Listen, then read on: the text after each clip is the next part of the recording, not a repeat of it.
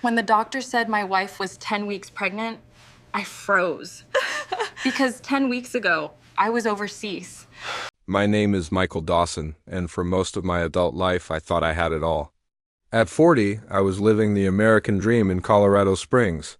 I owned a booming construction company, lived in a luxury home, and had more than enough money in the bank. From the outside, my family looked perfect. My wife, Rebecca, was stunning, elegant, and admired by everyone at the country club.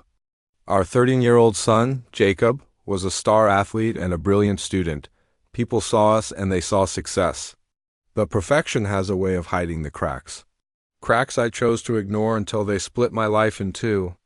It all started with little things. Rebecca's new book club that met a few times a week. The southern late nights. Spa weekends that turned into overnight stays. Her phone was glued to her hand, and a coldness grew between us that she pretended wasn't there. I tried to brush it off, telling myself it was just stress or routine. But then I came home early from a business trip. The house was empty. No welcome, no dinner, no note. Just a casual text hours later, book club ran late. Don't wait up, but her credit card statements told a different story. Thursday hotel charges. Luxury purchases I'd never seen, a secret phone bill. I stayed calm. I waited and watched until everything snapped. One morning, Rebecca announced she was pregnant. She was glowing, beaming with excitement. 8 weeks along, she said. My stomach dropped. We hadn't been intimate in nearly 3 months. Suspicion became certainty. I've scheduled a doctor's appointment, she said sweetly, but you don't need to come. You're so busy, I insisted. That one decision changed everything. Dr. Williams, our family doctor for over a decade, performed the ultrasound, chatting casually. But then I saw it, a tiny shift in his expression, the slight tightening around his eyes, a pause that lasted a second too long. He finished the scan and said very carefully, Rebecca is 10 weeks along. 10 weeks, not 8. That timeline landed squarely when I was overseas for a 2-week project in Germany. Rebecca froze. I just stared.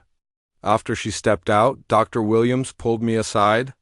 With quiet seriousness, he whispered, Michael, leave this hospital and call a divorce attorney immediately. In that moment, the truth was undeniable. Rebecca was carrying another man's child, and worse, she was going to pass it off as mine. I didn't confront her in the car. Not yet. Inside, I was a wreck, but on the outside, I was all business. Something inside me solidified into pure resolve. I hired Charles Hines, a private investigator I trusted. Within days, I had every answer I needed. Rebecca wasn't just unfaithful, she was strategic. Charles uncovered a 9-month affair with a luxury realtor named Eric Sanders. There were weekly hotel meets, hundreds of messages on a secret phone, and plans to leave me after securing financial leverage. They had even discussed using the baby for long-term support. Reading their messages was like swallowing glass. But what I felt wasn't rage, was clarity.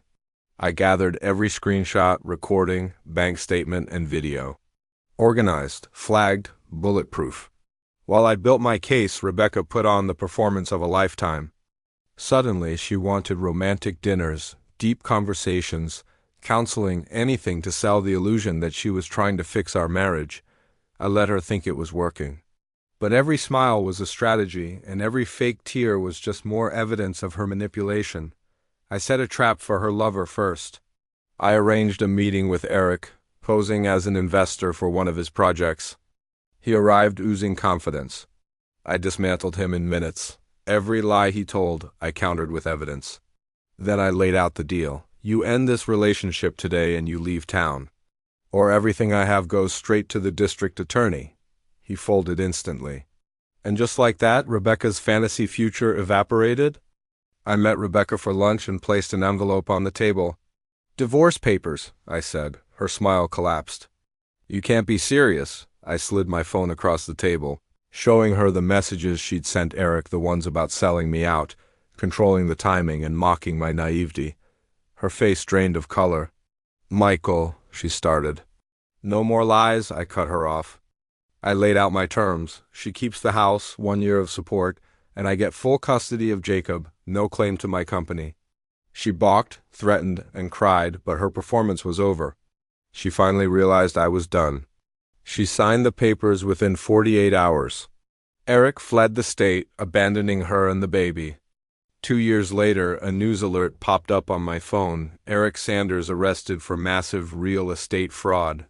One of his victims, Rebecca, he drained her savings and vanished again. Her new life collapsed. As for me and Jacob, we moved into a townhouse near his school. He chose to live with me and together we healed. I rebuilt my company bigger and better than before, even landing in industry magazines. Slowly, the heaviness lifted. I became a better father, a stronger man, and found peace not in a perfect picture, but in the quiet strength of starting over. Thanks for watching. If you want to hear more stories like this, make sure to subscribe.